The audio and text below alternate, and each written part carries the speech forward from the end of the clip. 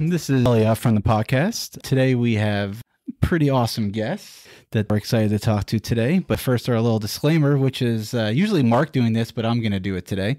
We are amateur podcasters simply for entertainment. If we misquote or offend, it is not on purpose to do so. Also, we are recording from Mark's attic today.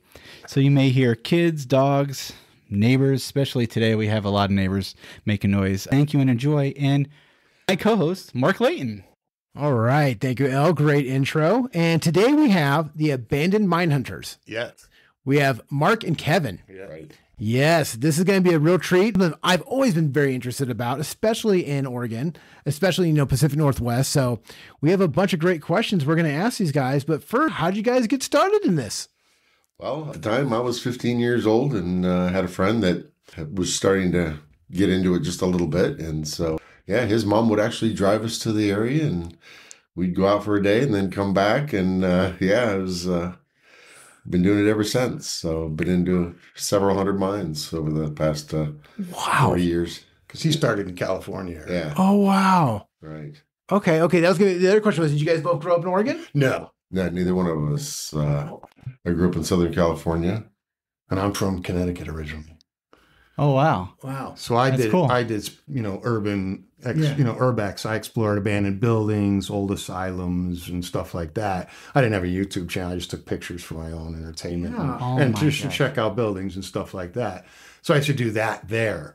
And when I came here, there is nothing. Lumber towns, they just bulldoze them or burn them down. There's no history left. Yeah. Unless you go way up to Salem or Portland. So I was sitting around watching YouTube and I ran into this guy out of British Columbia who was a mine explorer and he had long videos. So I started watching him. I'm like, Oregon's got a lot of mines. I got to find somebody who lives in Oregon who does this. And that's how I found Mark. So we hooked up. He's like, yeah, make sure you got this, this, and this and meet us here and we'll take you underground. Yeah, and it's worked out great.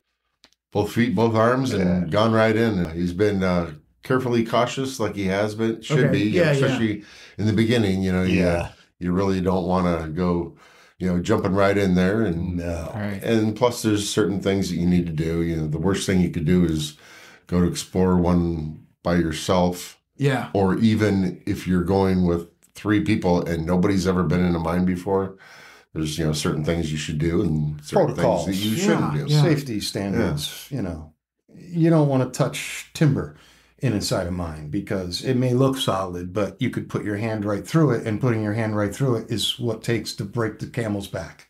I love it. So you could have tons of rubble above your head and just the wrong thing moving and it's all coming down. So you just you don't want to touch structural things like timbering inside just out of safety. Yeah. It's the hardest when it's muddy or you're walking in a foot or 2 or even 3 feet or 4. Right. Water. And we have literally, hip Waist waders. deep, Yeah. That is crazy. One thing I learned, was because he went up an ore pass once and debris started to come down. Okay. So there's 2 of us at the bottom. So I went this way and Robert went that way. And Robert's like, never go away from the entrance. Oh, why is... Because if all stuff did come down, like I could be pinned on the other side of a collapse and no way out. So you always run towards the entrance on debris coming down like that. So there's little things like that you just don't even you don't even think about until somebody tells you. What made you interested in this? Well, like I said, I did the urban stored buildings, but I needed to do something, and this was something that not a lot of people are doing. Yeah. It's really, the stuff you find sometimes, and then the formations, the history, and then when you think about how some of these were done, the stuff these guys did, some of them were done by hand, before dynamite. They're in there with pickaxes, so you can go in mines and see pick marks on the walls and stuff where guys were doing them by hand. And then you go in and obviously you'll see where they did blasting. But, they're in very, very rural terrain. Right. And sometimes you see these great big ore crushers. These things weigh hundreds, if not 1,000 pounds. And that's tons. Taking them apart. You got... tons. You're tons. Talking hundreds of tons of equipment. And it's like, they've been... They used They had mules donkeys and mules, and that was it. When you just look at the history of just even the Bohemia mining area up in Cottage Grove. They started, going up from Steamboat End. And eventually cut a road up from Cottage Grove. And, that road took, what, two or 3 days to get from Cottage Grove up to the mines with teams of mules, and they had to stop part way and change out the mules. So as they go and develop more and more and technology advances, and then they built other roads, but there's really no easy way to get up there. Even today, you're not going up there today. There's probably 12 feet of snow up there, 6 feet of snow at least. But, it's just the fact that they got these things to these places, and then you see they got them inside the mountain. Once they got them to the mountain, they got them in the mountain, and then had to build them all, and the infrastructure they create. It's amazing. It really is amazing when you think about it. And now you're also dealing with, these roads were made anywhere from 60 to literally 140 years ago. Yep. Right. So wintertime, the leaves aren't there. I mean, we've gone to places where we've been to an area several times. You go back in wintertime, now all of a sudden you're seeing new portals, new adits going in because it's not there. Or if something burns down, right? You can now all of a sudden, wow, look, there's an old trail there. A tree can fall down. And then you can also, like, the grade of the trail, any road that is typically steep and straight. If they go up like steep. If it's steep and straight, but if it's level, then it's a logging road. So the roads that are really nasty and steep and like, why would you build a road this way? You see a narrow trail, it's steep, and there's usually like a little wall of broken rock up the hillside of it, the slope side of it. That's usually an old mining road that went up to a mine or a portal or an adit or a mill or something. Occasionally they're logging roads where they just peter out, but most of the time the really brutal ones were mining roads. Or you see some water leaking out of the hill or somewhere, and it's very rusty brown water. That's generally a mine, right? Oh, mine was there. Yeah. It's and we've been riding on quads or having it side by side. And sometimes we'll go by and we'll just see there'll be just a bunch of brush there on the right side, and we'll see water coming out, and we'll dig through the brush, and all of a sudden, there's an adit there. Right. And it could be 20 feet, it could be hundreds of feet. You never know. Right. You just never an adit is like an entrance. The portal. Okay. The adit is your portal entrance. Got it. Going in. A tunnel would be, technically a tunnel has an entrance at both ends. So an adit just goes in, and then you'll have drifts that will go off of that in different directions. Stopes will go up, and Winzes will go down, How do you guys not get claustrophobic? Just never had that problem. He doesn't have that. Even when you guys were little, were you guys claustrophobic? I do. Yeah, you get claustrophobic. I don't like tight places that I know that I don't know. Yeah. Like I couldn't crawl through something I barely fit through. Yeah. Not knowing how far it's going to be and what I'm going to dump That's like into. my worst nightmare. I couldn't do that. But that doesn't bother you. But if he crawled through and said, "Okay, it's 6 feet and it opens up," I would do it.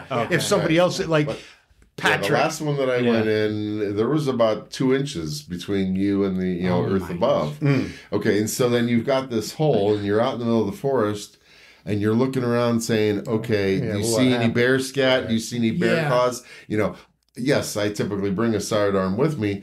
But a lot of times when you're crawling into something, you can't reach for it. You can't reach for it. You can't have it. Not to mention the concussion of firing a gun off inside an eye. Not blow just your ears out. Blow your ears out. Right. Make something else fall down. Sure. Right. And that's the other thing you have to worry about too, is hitting your back on the back of the adit, because if it's really loose, crumbly ground, it could set something loose. Like you could have a big chunk that's up there that you really don't see, that's just hanging on, and you brush it with your back or your backpack, and it sends it down. So those are things you have to be conscious of all the time. So you guys are crazy. There's guys that are crazier than us, believe me. There are guys that do a lot crazier things than us. And some of the things that we would have probably not gone to the 1050 level without Patrick. Patrick was a young kid, and he works for foundation companies, so he has no problem with going into tight, dark, crazy places, and he goes off alone a lot. So without him going down that ladder first, I probably wouldn't have gone. Okay, I remember, I probably would not have gone. That was the scariest thing that I have ever in my life probably done on my willingly. You know, I've been through things that I didn't do willingly, but that willingly going down that ladder to that level was the scariest thing I ever did in my life. See, the other thing is sometimes if you feel airflow, then you know that there's another exit somewhere. Right. Okay. Yeah. But that can also be a false assurance because Could be a hole that big. Yeah, that you're not getting through. So it doesn't mean yeah. you can actually, get out that way. Right. Yeah. Because it creates a flow. The thermodynamics, it just creates a flow and it changes during the day. So like if you stand outside like the 1200 at the Champion, if you stand outside that and you walk up to that portal at the right time of day, the temperature drops in 6 feet? It drops probably 20 degrees. Oh, yeah. Just taking a 6-foot And step, the you wind feel the coming wind out just of it, blowing out. blowing the leaves, Right. and the temp drops significant. So it's pulling all that air from the top and bringing it down. And of course, mines are nowadays one of the reasons why we don't typically say the names of them. Right. Is because they get closed up or barred up. Right. And if it's something that may have a potential buyer in the future, they'll make one bar that can be removed with a lock and key to be able to access. But they've also put the bars in a way For bats. so it can become a bat habitat. Oh, Now wild. we went to this one mine and it's stoped up, which means they literally went up out of the ground. Yeah. So it's open. And we were there in the wintertime, which was probably best because there were several. I mean, there could have been 1,000 bats, not just, and they're rather small. They're the size of a small but bird. they're all hibernating on the But they're all walls and hibernating, ceiling. and it's funny. There were a couple hundred in there. Interesting to see them too, because they do clump sometimes for warmth. Yeah, so there was like know, bunches of grapes and, just up on the walls, hanging and stuff. Yeah. And you could get up close to them if you didn't, it's because they were hibernating. For the most But part. also never really been afraid of a bat.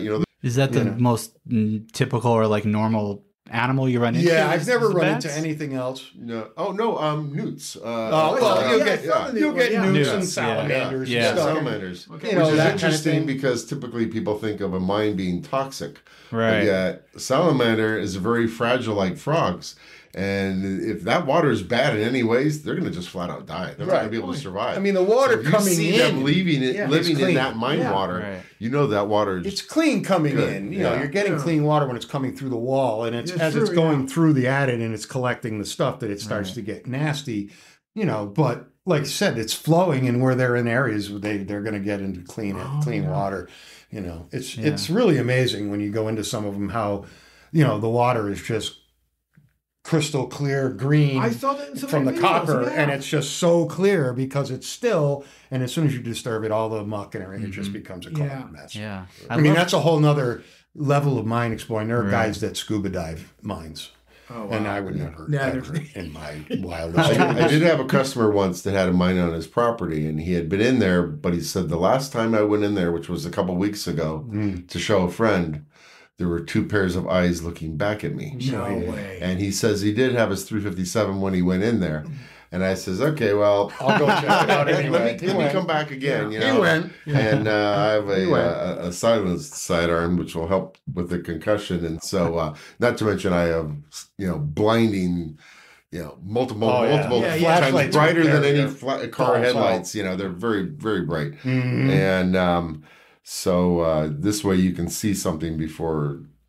We have flashlights that are flooding, one that's all around, and then we have ones that are like a pencil beam. They're throwers. So you can see longer You distance. can just see Up in way the back stove. in there. That's awesome. Upshoots. Yeah, because sometimes you come up to a mine, it's like, okay, do I want to put my waders on? Do I want to walk in? How far in can I see? mud? If I can water? throw 400 feet in and see that it's going. Yeah, but if we can see the end, which they call the end of face, Am I going then 30 it's like, feet, 40 we're feet? not going to do this. No. Yeah. It's not worth it. I can see it, So did you explore that mine? Yeah, we did. Yeah, we went in there. went in, When I went in, there was nothing in there. I mean, And it's not big. It was maybe a couple hundred feet in. And but that's they were probably, I'm guessing, maybe cougars. Cougars are popular. In typical. the woods. Down in Medford area, actually. Yeah. So when you guys are in a mine, how do you even have any idea where you're going? Well, there's generally, most of them you're going to have a main. It's just going to, and Haulage tunnels. your haulage at it, you may call it, but it's it's going to go in and it's very defined, and then you may have drifts off of it. So a lot of people will do what they call the right hand rule. So if you come up on something to your right, you go to the right and you go as far as you can. And if there's a turn to the right, you take that right and you keep going as far as you can and you keep turning right so that when you come back, you're always turning right again to get back out to where you came from. And you always turn right. You'll always go right and always come out right until you end up back at the beginning. Now, something feel were to like get I would really get hairy. lost. Yeah, something were to get really hairy. Typically, we'll each have a few glow sticks with us too. Okay. If you needed to. So you could always, do a glow stick thing. If Like you a breadcrumb kind of trail almost. Just back. drop one at a Right. big turn or something. But a lot of times, you're out scouting and you have enough stuff with you, so you have, food and water and Flashlights and and- flashlights and Wild. How long are you guys usually exploring? How long does it take? However it to is, however big it is. however it is. Unless we run out of time or we don't Right. have the ability, like we went into the one where it's huge. And So it's just explore. You find out about it, and then you see how big it is, and it's If like, you okay, can. we're gonna have to come back with ropes, Okay. Right. and maybe more people, Right. maybe more flashlights. Who knows? Right. And the 1050, for instance, that was a big plan because it was like, okay, we're going to do it. Because we knew the ladders were somewhat strong, we decided, okay, we're going to do it. We had made sure we had all the rope we needed, and then I got a hold of a couple of people in town that were, followers and enthusiasts, and had them meet us there, and they stayed above ground for us, so that if anything happened to any of us down below, we had them up above to either go get help or to help us get out. Yeah. And we do have your basic two-way radios, which a lot of times we use when we're scouting. Right. But once you get in the mine, they don't really go that Yeah, far. they don't do a lot. The little typical walkie-talkies won't do us. They have a direct line. Yeah. Plus a lot of metals, a lot of iron and So there's stuff we've been in we so- have to go back to because we were in and it's like, oh, we just need a 6-foot ladder and we're up onto this and we can go further. And if you carried some cheap rope.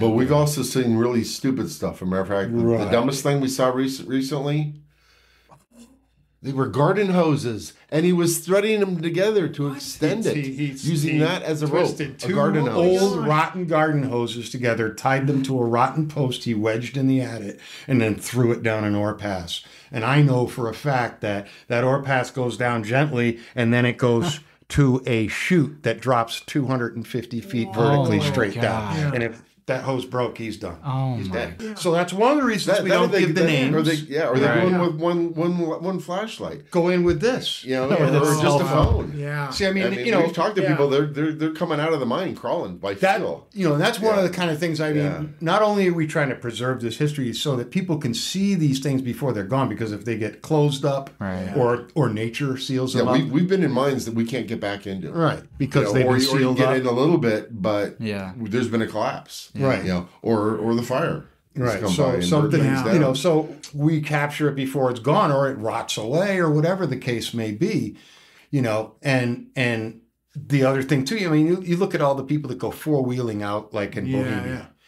They all drive up to those mines, but they don't go in. They just stick their phone in and go. Yeah, exactly. So to be able to, if you could get out to those people and say, hey, you want to see inside what these look like? There's, the history inside them is amazing. And people don't know that. Wow. They ride by them every weekend, but they don't know what's in them. Yeah. So that's part of why we do it. That and it's fun. It's really fun. To explore the unknown. Yeah, because you go out yeah. and you have hopefully a couple of places marked and you're ready to go out. Keegan, he works with one mapping service. I work with another. Okay. And we get our notes and we go out and say, okay, we're going here, here, and here, and we're looking for these holes and these mines and hopefully finding them. And sometimes we find other stuff along the way. If you find a miner's cabin still standing, that's a bonus out here. Okay. Yeah. Because they burn down or fall down. Well, the one video I saw looked like it was a whole town. That Yes, was one that of the was- coolest things I've ever seen. We came riding in. So awesome. And turned the corner Yeah. and we saw two rooftops and it was like, That was so dude, look cool. at this. And then we turned the corner even further and it was like, oh man, I mean, That must have been unbelievable We to were see. Oh, it because was. And then to be able to everything's walk gone through the usually. mill. Right. Yeah, it's a whole town. It's a whole town. Yeah. Oh, it The was whole amazing. town, yeah. It was amazing. Now there are, several and it's nice to see them when they do it. Yeah. But there's warning label stickers. Yeah, there. It's like $10,000 from the state and $15,000 from the feds, and we're throwing you in jail. And they're preserving because it's owned by the government. The government owns the land. Right. Somebody has a lease for the mineral. Okay. So they can go there, they can use the buildings, they can mine the holes in the ground, they can get that mill up and running. They have a lease on that, but the land is owned by the government. That's part of the thing with the mines. I mean, some of them, like you asked, some of them are on private property. Okay. A lot of mines down by him, because there's a lot of big properties, a lot of money in Ashland area, Jacksonville. They've bought hundreds of acres, and within those hundreds of acres, there's a big mine. So it's landlocked. It's now on private land. Or they've put a development along the road, and up on the mountain behind them is a big giant mine, and you can't go on that road anymore because this road with all these houses on it is blocking that road, and you got to go through somebody's land to get to it. So you'd have to go to the BLM and say, what's the access? Who do I talk to? What gate to get this key to go through this gate? And that could take months. BLM, especially now after COVID, you can't get anything out of that. Wow. So some of these mines, they're just landlocked, is what I call them, because you can't get to them. That's wild. Without trespassing. Yeah. Then you could find them. And sometimes we've gone to places and they'll have their, somebody has an active mine, or maybe they just let it go.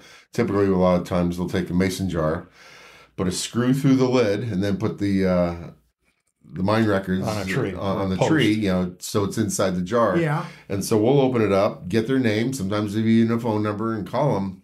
See if they'll let us go. But sometimes they will. But a lot of times won't. They're just nervous. They think you're an idiot and you're going to kill yourself. Or they're afraid you want to try and get onto their minerals. You want to see what they've got for a mineral right claim, and if it's worth it to try and take it out from under them. Huh. Is that still like? Are there those mines are still you could? There are. There are people still working mines, and it's becoming more feasible because they're becoming a more ecological way to process the ore. Mm-hmm. But it's not like people like like you asked if we ever find any gold and silver. Yeah. Well, we would find. You could see a rock and you would see evidence of ore in it, but you got to realize in a hard rock mine like that, you're talking ounces per ton. Right. Yeah. So you pull a ton of rock out.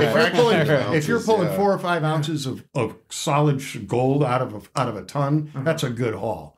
So 1 ounce, half an ounce is actually a good haul. Right. So the processing, that's why there's, the processing of it, that's why it's so ecologically bad, because the processing of the ore, the rock to get to the ore, you're using mercury and cyanide and all these nasty chemicals. And they back in the day, they just divert a creek, run it through their processing mill, run all these chemicals in through it, and send it back out to the creek and back down the mountain. That's why Cottage Grove Reservoir is it's just completely. But we don't. Toxic. The only thing we bring as far as the tool is concerned is maybe a shovel, but that's only to get into the edit. Right. We don't bring any. We don't bring rocks or pans, a pick or nothing. And that's because one of the reasons, because I don't care. Like, I mean, I'm fascinated by rocks. Right. If I see an interesting rock on the ground, we I'll bring home a rock. But I don't go in looking to chisel rock off of the wall. Yeah. Plus, if you go into somebody's mine that's on government land and they have a claim to it, they can't technically keep you out. But if you come walking out with a rock, he's got a case against you.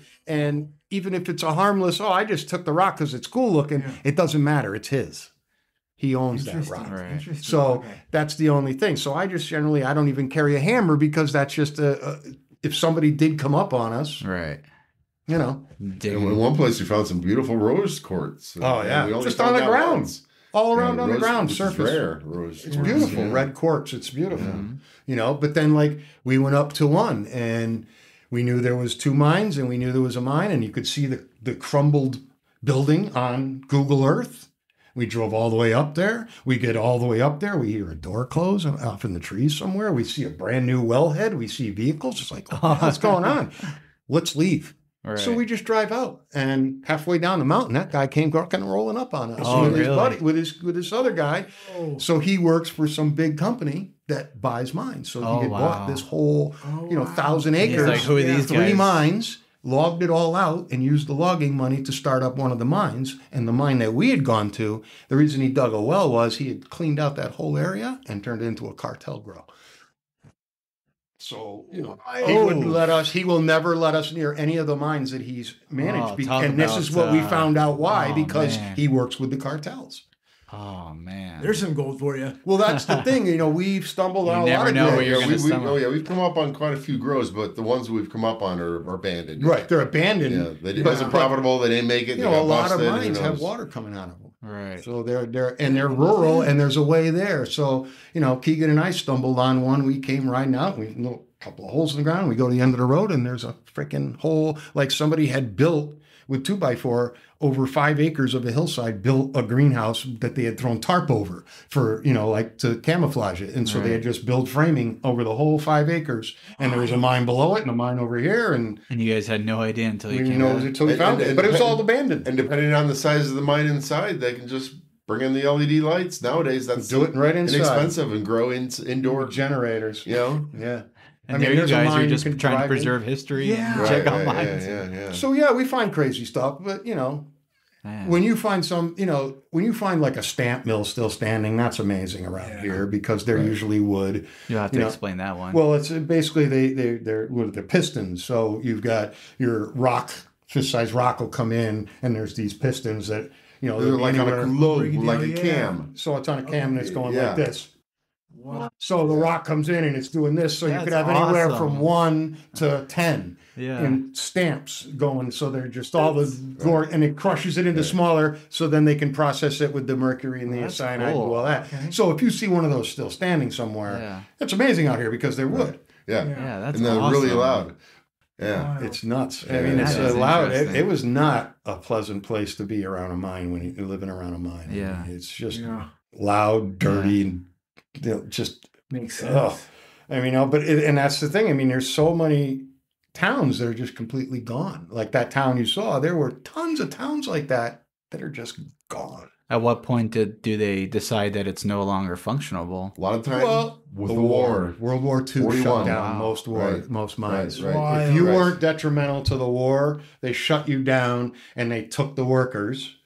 And then the price of metals just dropped after the war. But then the other thing that happened too was because of the war, if somebody could get to a mine, they would go and take any scrappable metal, which meant tracked equipment, anything like that. They would take it out and bring it in to turn it in for scrap for the war effort. So now these mines that got shut down, like today, you're done. Yeah. The mine's closed. In a week, somebody came up and stole all the infrastructure and all the steel, and it's gone. So now when it's time to reopen that mine, it's a huge undertaking. Because nobody's been in it, nobody's been maintaining it, and all the crap's gone. And then as time goes by, you've got all the regulations. And that's another thing that just kills them. Reopening. And then it's just like logging. People are constantly fighting. So you have several Superfund mines just around here alone. The Bonanza mine up in just outside of Oakland, that's a Superfund site. The Black Butte mine outside Cottage Grove is a Superfund site. They did a reclamation on the Champion because of all the water coming out of that. They put up leaching ponds and filter it all down before it gets into the river and everything. Mm-hmm. There's stuff down in the Alameda down there in Galice there down there. That one they had to seal that up because half of the mine was under the river, below river level, and it was just coming up and it was nasty. So they sealed that all off. What's interesting though is a lot of these mines, including the Champion that we were just talking about, a lot of these actually still have a lot of gold or a lot of stuff. I mean, they could have with a point where they've only got half. We've seen some amazing. The problem is sometimes a town won't even give you rights to drive a truck through town. Well, like the Op mine. That's out of Jacksonville. Yeah, that's a crazy story. Yeah, the Op mine. Yeah, it's called the Op mine. Yeah. It's a huge mine. 16, 18 adits on a hill, and down below it is all these tailings that came out, all the stuff they took out of the mine. Yeah. And so a lot of the tailings still have viable ore because in the old days they couldn't extract all of it. They didn't have the technology or the know-how. Or the ability to do it. So they would take the big, obvious stuff and a lot of it's left behind. So there's just you can drive like almost a quarter of a mile, and it's like 20 feet tall, and this big, it looks like a parking lot, and it's all tailings from this mine. So this family bought it, and their plan was to pull the tailings and take them for processing. And the town of Jacksonville was like, you're not driving trucks through town. This is a quiet little historic town. You're not going to have dump trucks running caravans through town every working day. No. So he's got all this stuff sitting on his property, and he bought it for that purpose, and he can't get it out. Oh my gosh. He can't just do like one at a time or something like that? No. In the early 80s, a logging truck was going through the middle of downtown Jacksonville. And it fell into the ground because there was a mine under the road. I mean, back in the day, people would mine literally out of their backyard. Yeah. And before you know it, they're tunneling under their neighbor's house, and somebody's doesn't even know. You know? Man. So is there any mines that you want to find, like of? There's one. Okay. There's several that we have lots of mines on a list. Okay. We have lists of mines that we want to go check. Okay. And some of them, it's just the logistics of doing it. They're so far away. Yeah. A lot of the stuff we want to go out to Northeast Oregon. So that's a day of driving, getting situated, and then a day or two of exploring, and another day of driving home. So you really have to make time for that. And then you have to deal with the summertime heat or the wintertime mud. And you have to hope, you're going to find stuff open. Yeah. So that takes a lot of time to do. So some of those we haven't gotten to because we can't. He's got a job he's got to do, and it takes time and money, to do it. But and then there's stuff that like the anonymous mine, Nemesis mine that we have on our channel. That mine, he tried to get to it twice. I knew some guys who tried to get to it twice. A hiker I knew tried to get to it twice. Nobody ever was able to get to this mine because the only way you can easily get to it is to cross the Rogue River. Oh, wow. So the road was, nobody could find it. And so I'm a mapping freak. I'm a logistics guy. So I found the road, and we went out and we found it. We drove right up to that thing, but most of it's caved in and sealed and stuff like that. But it was like one of those things. It was like, we have to go there because nobody. Is driving you crazy? Nobody has. And we've tried. Everybody's tried. Nobody's gotten there. So and the harder they are to get to, the more rewarding. The more rewarding. Because that means somebody hasn't been there. Yeah. There's a lot of artifacts that you can, take pictures of and admire. And I want to go. I mean, it's never going to happen. But the one that's like the outer reach for me is called the Queen of the West, and it's out in Baker area, and it's at 8,500 feet on the side of a mountain. This place was built, literally the buildings were built on landings that they created. So there was 200-300 foot drops out of the bunkhouse down the mountain, and you had to walk across this huge bowl to get over to the mine. And for 3 months of the year, they lived in the mine because you couldn't walk back. The snow was so bad. So, it's just this huge mine that you just cannot get to. So I of course want to get to it. And I never will because I'm not a young man. That's the other thing. Neither of us are young anymore. I got into this way too late, and he's older now, and the two of us are not in the greatest of shape to be doing some of the stuff that a lot of these explorers do. There's a lot of guys doing a lot more stuff than we are, a lot better than we are, but they also have the resources and the location. If you're in California, Nevada, the mines out there that you have available to you. Right. Well, I was going to ask, what's kind of like a big difference between like the mines you find here in Oregon and compared to like California and like Nevada? Okay, so just to give you an idea, one of the big silver hot spots out of Barstow is a town called Calico. And Calico has actually been owned by Knott's Berry Farm for probably about 40 years. And it's a town that you can go into, and it's, still got the old buildings and towns, and you can go and see that. But up and behind there, when we used to go there in the very early 80s, we'd go in mines and we'd come back out and it's dark. And we've been in the mine that long. Day. And you had no idea, or you just... Well, we knew, but it was dark. It was getting late. You do your right-hand rule, and you just do it until you're out of time. We'll be out there for a week, and we'll see. Every day you're underground all day. Sometimes you can stand in one spot, see a dozen mines. Yeah. There's no trees. There's nothing. I mean, it's like Swiss cheese. Out here, just in and they're out. buried in the trees. Yeah. You can't see a lot of them. So finding them one out here, plus a lot of ones in Nevada, California, they're dry. Yeah. So you could find a 100-year-old ladder with inset rung, and that thing is almost as good as the day it was built. Right. Whereas a ladder out here, you put your foot on it and it's gone because it's rotten from water running down, and they're just soaking wet. A lot of the mines here are wet. Yeah, I mean, you imagine an 8 by 8 beam that's standing there. Looks like it's doing something, and but you can take your finger and push it 3 inches into the wood. It's not doing anything. It's just a sponge. You know, it's amazing it can stand. It's crazy. Yeah. I just marvel sometimes at, like when you see somebody took a tree and basically just hand hewn it and brought it in and said, okay, put it right here. And that's it. Somebody's got bark on it still, And then, that one started to rot. So now they've got one, it's 20 years, 30 years later, and this one's milled and it's tongue and groove and it's all locked in place, But they had to do it, right? I mean, it was all... Yeah, you got to stabilize anything loose, because that's the thing. I mean, that's what killed a lot of the Champion too. Was after getting through the hard rock, they get into what they call a sulfuric rock, and it's where you see in ours, it's like yellowy. It's mucky, cakey, nasty, soft stuff. Yeah. So the yield is worse, but it's also much more unstable. So now you got more timbering and more, more stuff falling. Yeah. Like mercury mines are very crumbly, very crumbly. Wild. We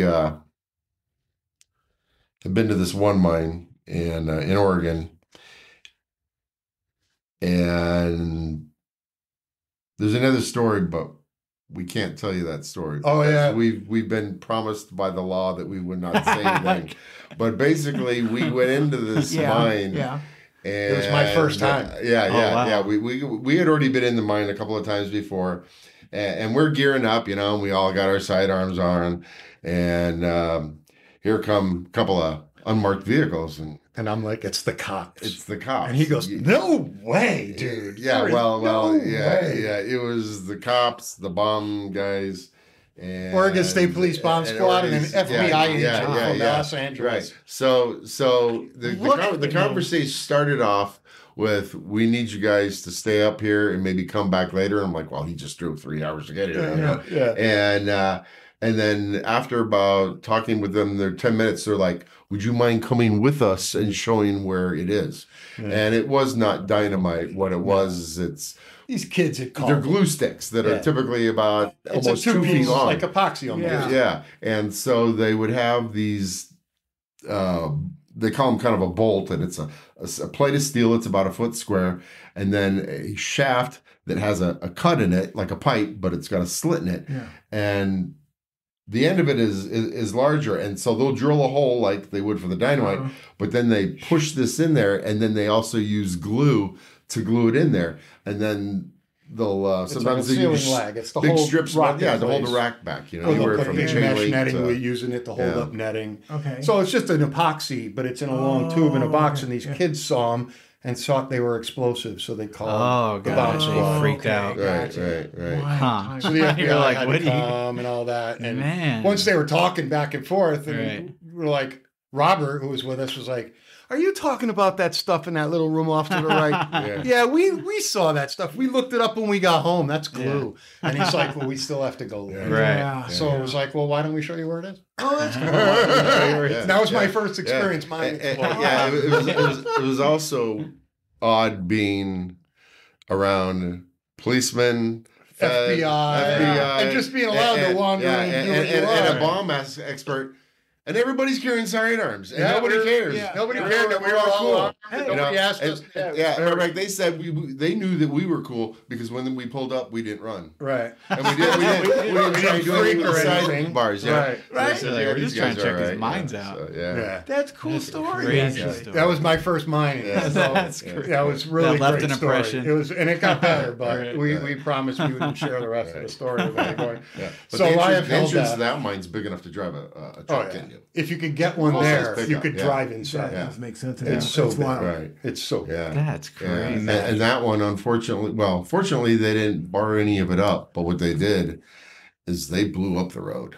Yeah, so the road. They glued up the road to the point where it's like, you couldn't get a motorcycle through there. Okay, Yeah, you could if you had 4 walk a guys, dirt you bike could through carry part of it. You could you could probably get 4 guys to carry a Couple of motorcycle creek through there. crossings, But it's blasted, and it's a mile, so it's not bad going down. It's coming back up. You're walking uphill a mile after being underground for hours. It's exhausting. So we haven't been back yet. No, thank you. You know, it's just that's the problem. Some of them are very difficult to get to, and it's exhausting if you can't ride a quad or something up to it. Right. You're walking, and it's exhausting. And I'm a wreck. You're better off. I am. I got a reconstructed hip. You're better off to walk up to it, right, and walk do your down, story, and then be able to get down and out because down and out is.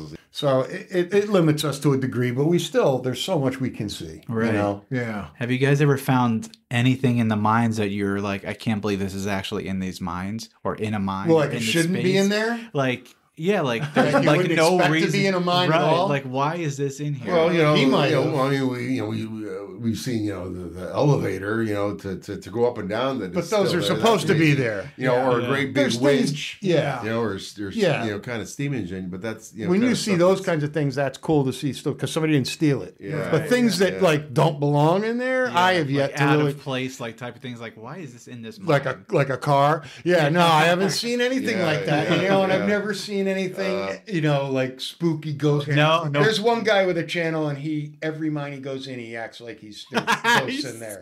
What was that? And there's chains will rattle behind you and everything. It's all somebody with keys. BS. Yeah. It's BS. I mean, and I've never seen anything in a mine like that. No big footprints. He's never has. that. Nobody of Right. the other guys I've watched have ever seen anything like that. And you would think with the amount of people that have died in mines, if there were going to be ghosts in a mine, there would be ghosts in a mine.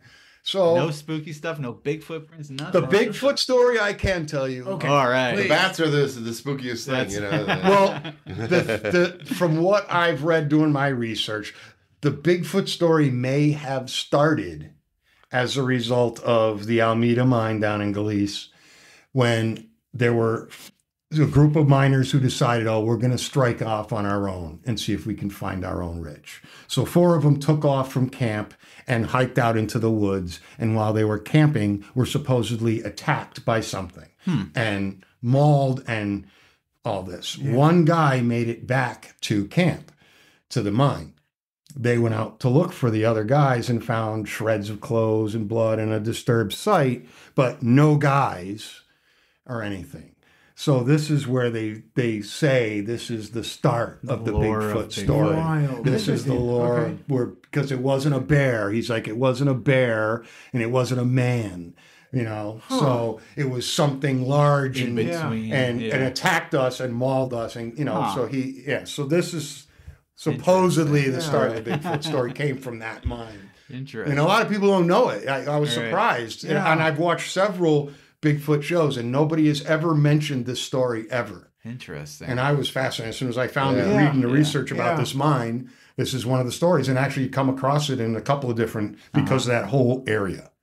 Now, have you heard about the Bigfoot trap in the Applegate? No. Well, if you do research on the internet, I've only found one, and it's this really nice trail that you hike out of. It's just would be west of the Applegate Lake. Yeah. And there's a little road out there, and you take this trail out, and there's this building about the size of this room that's built out of like 8x16 timbers. I mean, the thing is hardcore enough to handle a Bigfoot. Unfortunately, now it's become the place to go and bring party a parking and carve into it. But there's actually a couple of mines that are up farther than there. The problem is they're also known to be only less than 100 feet deep, and I'm not talking 200 miles up into the middle. That's the thing too. That's why and then people know about it, so it's kind of a hiking thing. And that's why if you can get as much information through research as possible, because it's really not worth going through a lot of aggravation for a couple of 100 feet. You want to try and get in at least 6, 8, 1,000 or more. Okay. I mean, the really big mines, like I said, tend to be down in Jacksonville, landlocked, or up in Baker area, but. And the Champion, you can't even get in most of it because it's caved and you just can't get to it. But trying to find out as much as you can before you go is very helpful, especially in our age, because you don't want to spend all day walking around not knowing what you're going to find, and then find, it's 30 feet deep and I came all the way out here for this. No. All right. How do you guys even find like a list of mines that you want to go explore? You got the MR data site, which is, your material resource data, from the government. So you can get that in any state, and then Oregon will have a site, and then there's people that'll put up, their own little collection of stuff. Some maps will have, maps. There's certain, like this map set up like that. You can buy map books like that. And then, Oregon has scanned a good portion of the state with LiDAR. So that can be helpful because there's, a site where you can go on and they'll put dots.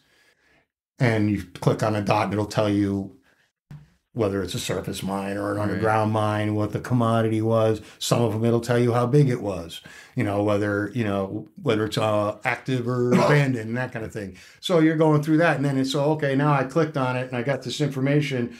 Now I'm going to go over to the LiDAR and I'm going to go see, does it look like there's a way to get there? Does it look like there's a hole when you do get there? I mean, if it's just a smooth hill and there's no trail, there's probably no mine left because it's probably caved. Right. Or you can see, hey, there's a road like, to that big mine that we went to with the cops. There's another way there, but the road is washed out. And you can see it on LiDAR, the road goes down and all of a sudden there's just a big, huge 40-foot washout in the middle of the road that you ain't getting across. So that road's dead. That or a tree that's 3 feet in diameter. Right. Which has happened to us too. I have an electric chainsaw, and we could do that, but you can't. We've cut our way down trails. You can cut through it. You're not going to be able to move it to get out of the way. So it's the most information you can get, the best, but it's still never a sure thing. Right. You get there and it could be caved. You get there, it could be barred up with no, and somebody locked it, and so you can't even take the bar off. Now you're stuck. You're done. You're just done. And now you're like, you went through all this for nothing. Yeah. Right. And every once in a while you'll get lucky, and it's like, oh, it's barred. It's like, oh, the bar's not locked. Or you'll walk up to a gate, like we trail through the woods, and you walk up to a gate and say, oh my God, a gate, and you walk over and it's open. There's no lock on the pin, it's unlocked. So you just open it, drive through and close it. Right. And you do have to worry about, keep out warning signs, but sometimes you can see a sign, it's like, that's at least 40 years old. But you also, sometimes people put them up and they don't, we've come across some mines where people have actually put fake claim signs on them and they don't even have a claim to it. Crappy, yeah. And then you have a lot of mines too where people have claims and they're just hobby mines. They just, we go there on the weekends and we camp and we hang out. And one was labeled radioactive. Yeah. Wow. It had radioactive signs on it. Yeah. And it could have been a radioactive material they were mining. I don't know what it was, but now I do have an oxygen sensor, which tells you, I saw that one of the videos, your level of that. Yeah. Haven't done anything as far as the gases, but there was this one mine, and we knew that it was a couple of miles long. Actually, it's 30. And it just goes straight 6,000 something feet straight in. Yeah, and 6,000 straight in. feet. Yeah, there was a sign. Turns. There was a sign out there saying "bad air, do not go in," because there's no other entrance. Right. So there's no. So naturally, since we read the sign, we decided to go in. So it's that's the first. But that was like the first mine. Okay. That was the first mine I've ever good. seen that sign too. Bad air, stay out, stay alive. We've never seen a sign like that before. Yeah. Really? And so typically, what is it? 19 and a half, I think. Or is it? Well, you get down to about, typical air is around, I think, 19, 20, around there, right. typical oxygen sensor. You can get down probably to about 14, maybe 13, and you better start being careful. Right. You get down 11, you better start. Yeah, and when we got down to 15, and we have these I think it was 14, flashlights that throw 500 feet, no problem. We couldn't see any further. Yeah. And we had already been hiking in for 20 minutes, and it just went straight. There was nothing, just straight, and that's it. There was no sides, no little wide spot, nothing. Just nothing. Boom, straight. But it had to come out somewhere. Well, right? it just went straight in. I mean, there is compressor stations along the way. It was an unfinished project. Yeah, somebody was trying to get to this vein that's running in this mountain. And he just kept going. And he just kept going and going. Because even when he hit the end, must have been a government project because they just kept on going and got nothing out of it. Even when he hit the end, he still drilled another 60, 100 feet, started drilling holes. So it just goes in. So, there are stations eventually where there's a compressor was set up to push air to the back. But I'm convinced that probably halfway in, there's a very large chamber where cars could be bypass, where they had a shop, where they had equipment, because you ain't just going to haul that in every time. So, but it's getting that far in. Yeah. There's no air.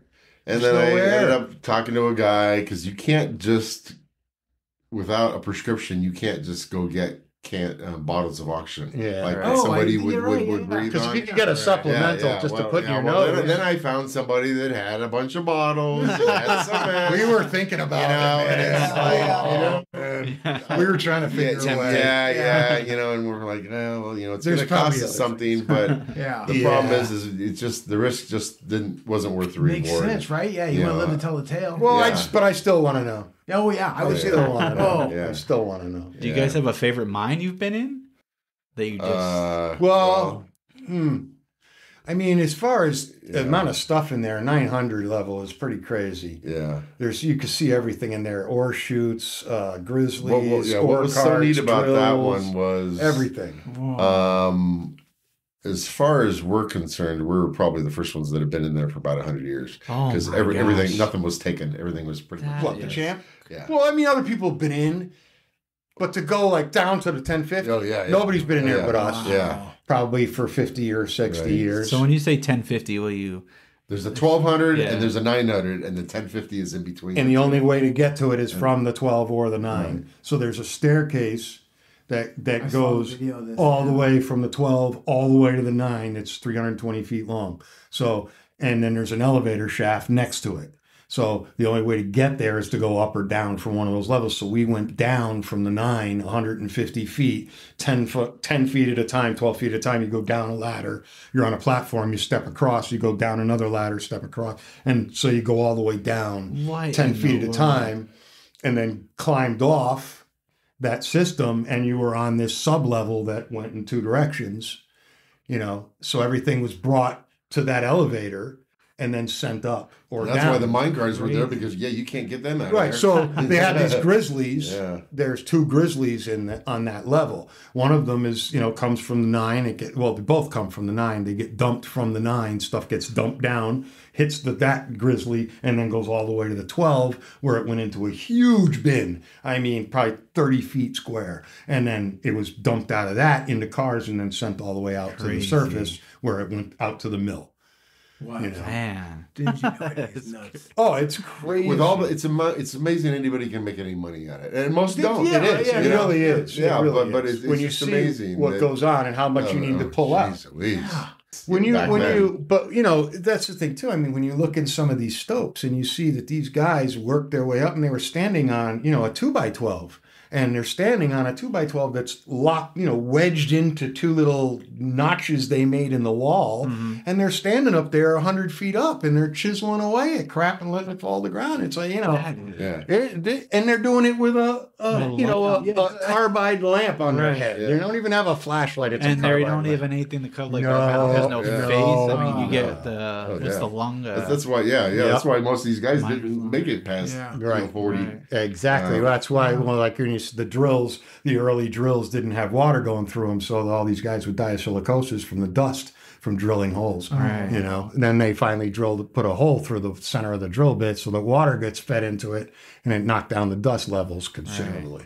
Right. Man. But, it's crazy to see this stuff when you find drill bits and stuff, and you find cat heads for drills. It's amazing. So shops. There's one on our page called Lost in Time. And that particular one, as well as other ones that we've been into, have a ridiculous amount of sediment in the earth, where all kinds of stalactites coming down to the ground, and formations. And this one that was Lost in Time, that was the one that was interesting because it had a gate on it, but it was by no means any kind of a hardcore gate, almost like something you'd see, at a house. Yeah, it's like, don't come up my driveway. And we were able to get in that one. And so it's for several years, they've been making air ducts anywhere from tin to lately it's just been yellow bags that are hundreds of feet long, and they blow air. Generally, that's what you're going to find from air ducts. Yeah. These were made out of wood. Square wood boxes. Yeah, square rectangular books. So the ends of, you'd have a box that was like 10 or 12 feet long, and then one end would be tapered in, the other one would be tapered out, so the two boxes could interlock to each other. But I mean, well, when you think about it, you're in a forest, which you get a lot of trees and wood. Right. So the early days they made trees. ducking out of wood in some places. And it's still standing because it was off the ground. It was supported with timber to keep it off the floor of the mine, so it was dry. So there was at least 100 feet of it still intact, which is insane to see. Yeah, and then to get in and see that. And then when you're not even working that mine, because you get in there and the formations are hundreds of years old. I mean, there was a formation back there that looked like that pot that's like this tall, and it was formed a drop at a time, dropping into the ground and dripping out and dripping out and forming this thing that was this big around, this tall. Beautiful. With a puddle of crystal clear water in it and a little drop. Man, drop that it in is awesome. And it just keeps forming. Yeah.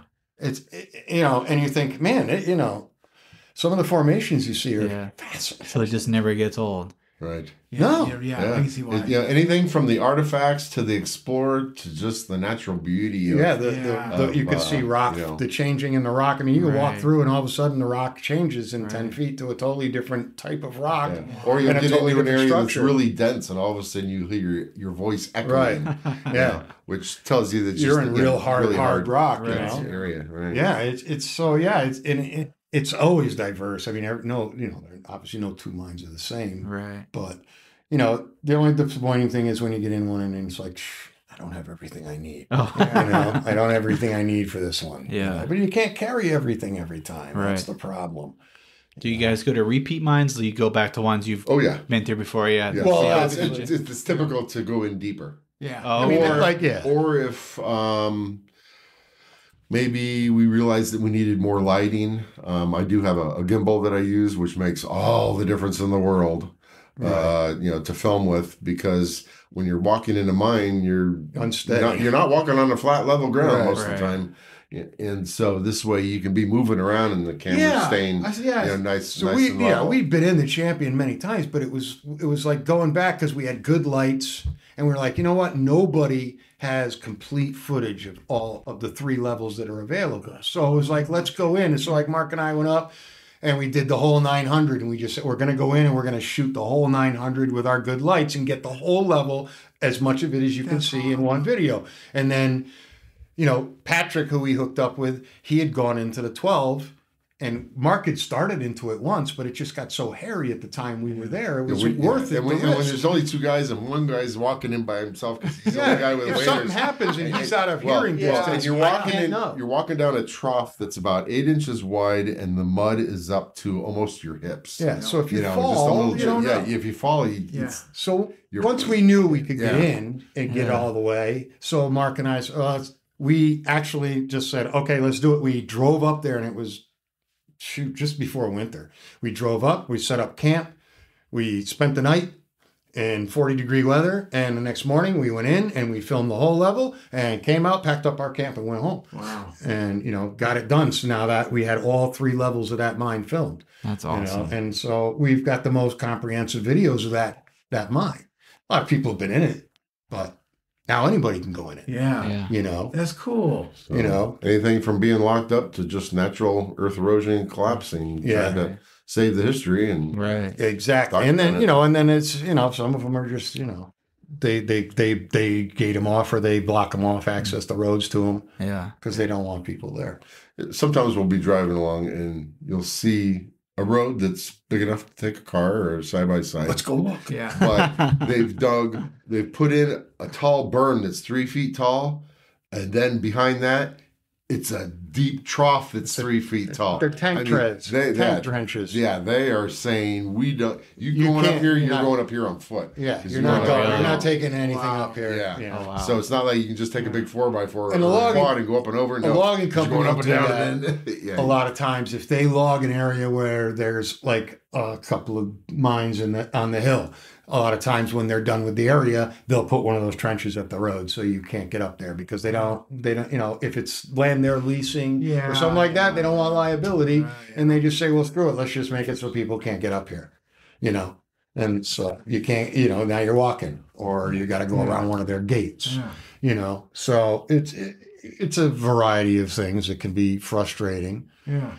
But nothing's more frustrating than getting there and finding it closed. Yeah, right. Like just sloughed over. Right. In certain areas too that you go, the earth is different. And so a lot of the areas you're really surprised, amazed if something's open because the outside rock is just terrible. It's just, and sometimes the only reason why it's there is because there's a great big monster tree just above the adit, and its root system or a rock is allowing the only to thing collapse all the way. The wild hog, the only thing keeping the wild hog open is there's a huge ledge of rock that's right over the adit. So when the creek comes flowing down, it doesn't go right over the adit. It's getting kind of diverted around it and continuing on. So it's keeping that portal open. If that big slab of rock wasn't there, that thing would have been caved years ago. Wow.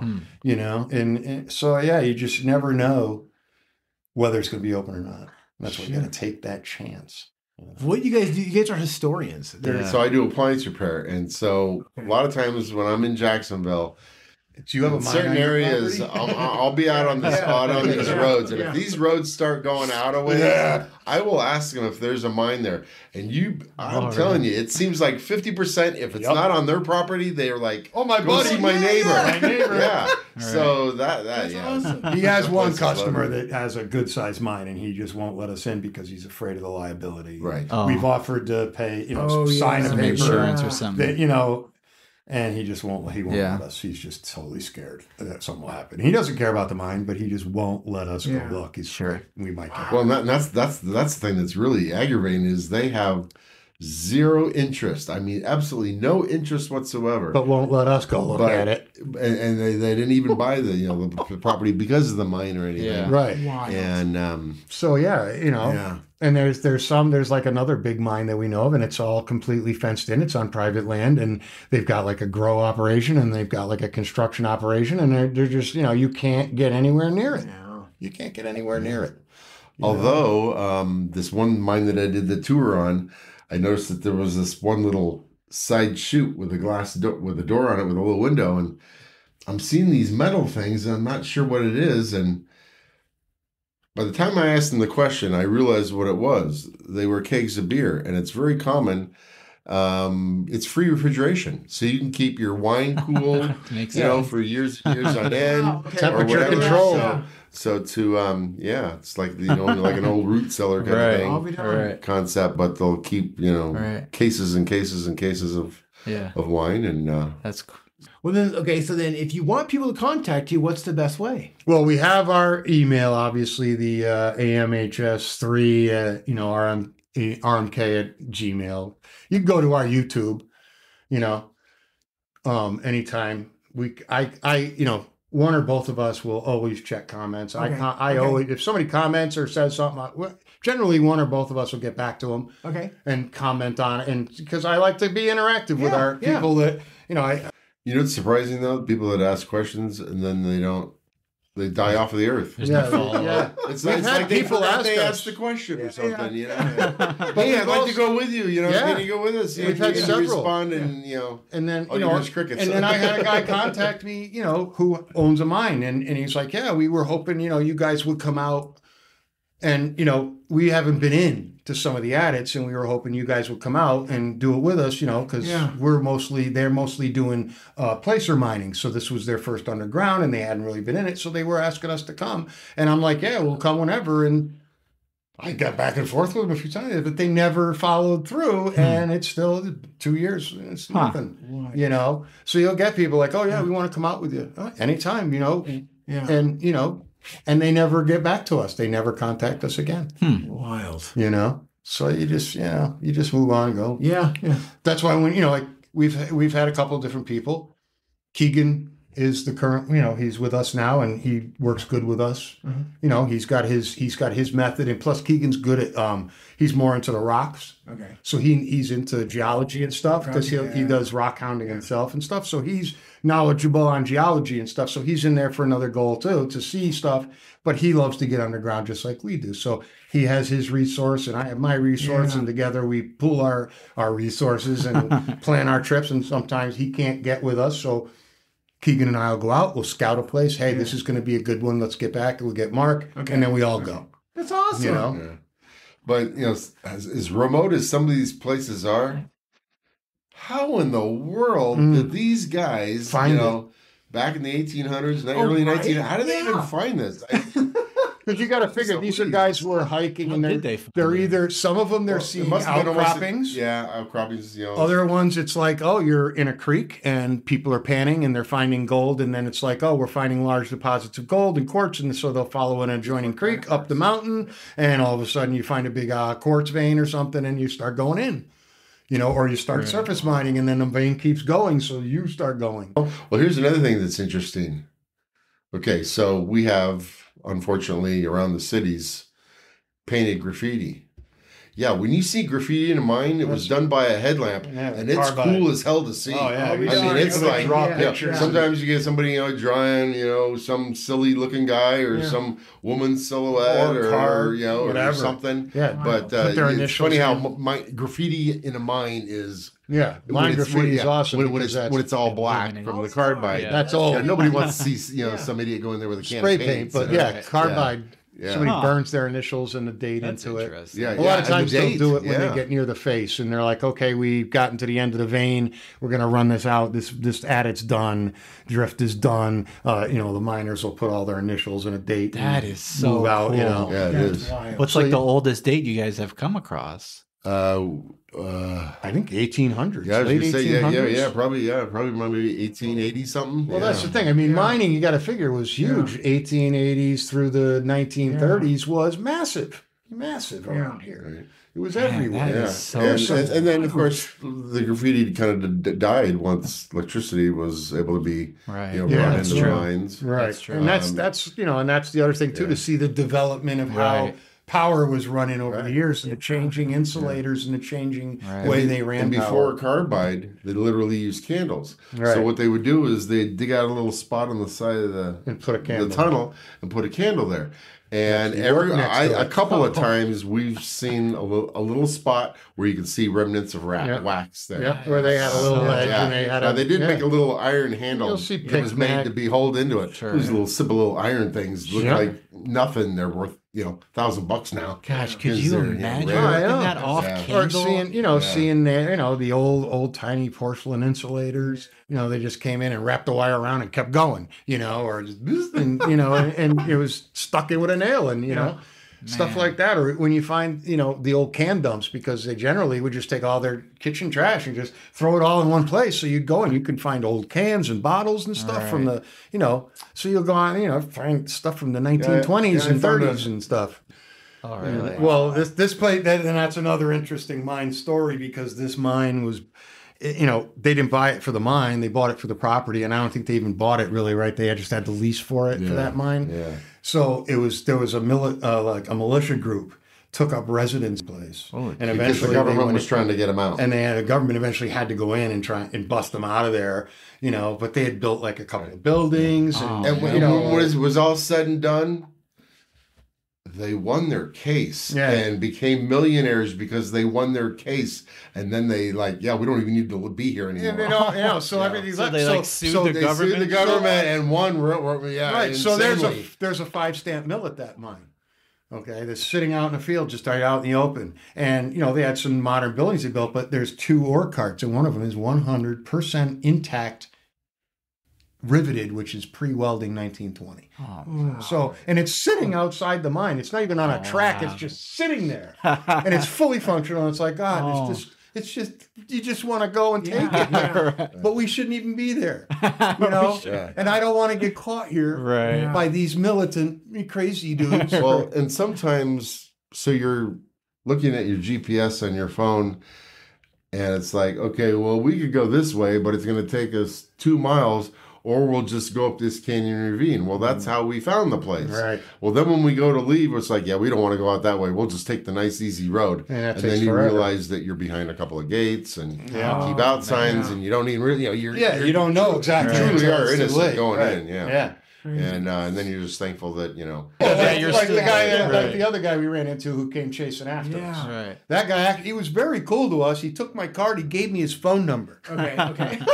Because he was giving us the impression. He's like, I can't do anything right now, but maybe down the road. Yeah. But then every time I contact, he's like, I got too much going on. I can't shut things down for you to show you around. Sure. And he won't just let us wander around, and now we know why. Right. The cartels are involved in some of this stuff. So, And from the guy that we found out what he was doing, these guys are completely armed to the tilt. Oh, yeah. Oh, I bet. Yeah. Oh, yeah. You don't mess with the cartels. You just don't even. And the thing is that they won't mess with you either. I mean, if the cartels knew you were going to be in an area, they just would stay out of that area. And if you stay away from them, they're going to stay away from you. But if you go and invade their area, they're, and I don't even want to know. I don't even want to know. Right. If I see anything that looks like a cartel, anything, nothing. Yeah. we're out. See ya. Just turn around and leave. Yeah. All right. Huh. That's why I don't really leave my house very often. I'll watch everything on YouTube. Yeah. I'll watch it on yeah. YouTube. Well, that's the thing. Some people, they're just like, oh, they're fascinated by it, but they could never do it themselves. Yeah. So to be able to do it through us, hey, that's great. If, Yeah. Because I love watching the videos. when I first started watching it, Better we'll have somebody that says like, gosh, I used to do that myself, 50 years ago, but now I'm 80 and I can't do it. Right. But yet I can still enjoy watching your video. and remember all these cool things I used to say. Yeah. So I mean, it's Well, do you want to ask the important questions, Mark? Okay, so we're going to wrap this up. Well, we won't take too much more of your time. We always ask everyone we interview these questions. yes. Start with you. What's your favorite sandwich? I am big on a Reuben, but I don't like sauerkraut. I'm going to have Rubens tonight. That's really funny you say. Where are you going to go? I'm just making them at home. Oh, we make them at home. Yeah. See, I love a Reuben. I always have to find somewhere around town. I'll make Yeah. a decent one. It's Yeah. hard to find it, but when I'm out usually. Mark, how about you? I like a turkey bacon avocado. Oh, yeah, that's that's a kind of good- my. There you go. Good sandwich. Yeah, That's a good one, too. yeah, That there's is a a good place called sandwich. Big Town Hero, which made them, and All right, then favorite movie. See, that's a really tough, because you go by genre. That's how I feel too. That's the a hard problem when you question. get into Right. certain genres. I Right. mean, like I love the early, Clint Eastwood, High Plains Drifter Right. and Dirty Harry. Outlaw Josie Wales Oh, and I the love Dirty that Harry movie. stuff. Yeah. I agree. But then I also love those too. Unforgiven. Right, but then I also Yeah. love like Jeremiah Johnson. Yeah. But I also love Love Story.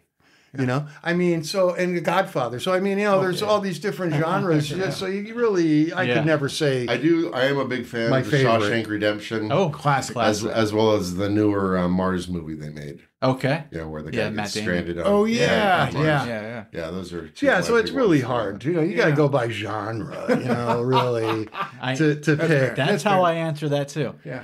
And then I have some mining dad jokes. Oh, really? Okay. So Mining dad I'm jokes. sure they're probably terrible. Oh, God, they're probably written from me. Okay. All right. All right. I'm considering getting into the steel and mining business. Just need to iron out the details. Yeah. Yeah. That's good.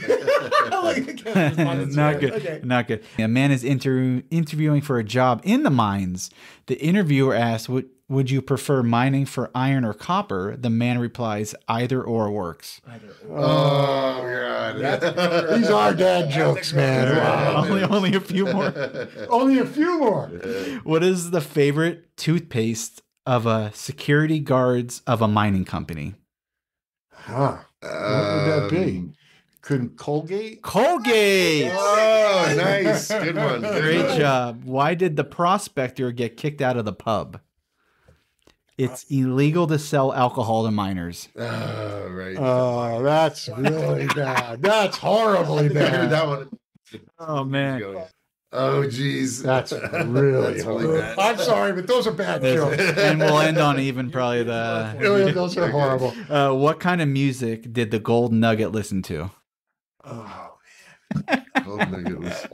Heavy metal. Oh, right. Oh. Yeah, there you go. All right. You guys, what you guys do is so incredible. we Like, love it. I could like watch your videos all day. Yes. Please and do. I feel like I don't know, like I could never do what you guys do, but what you guys do is so freaking awesome. We I mean, love it. it's We can't it's get enough amazing. of it. It's No, and we're amazing. glad other And people we appreciate it. appreciate you guys coming to talk with us. Oh, this was You a know, blast. we really, I don't know, we're always looking for. Had a good time. Yeah. Well, thank you so much. Yeah. Thank you. Yeah. All right. And that's about it, if you want to get a hold of our show, you can email us at OregonFilesPodcast@yahoo.com.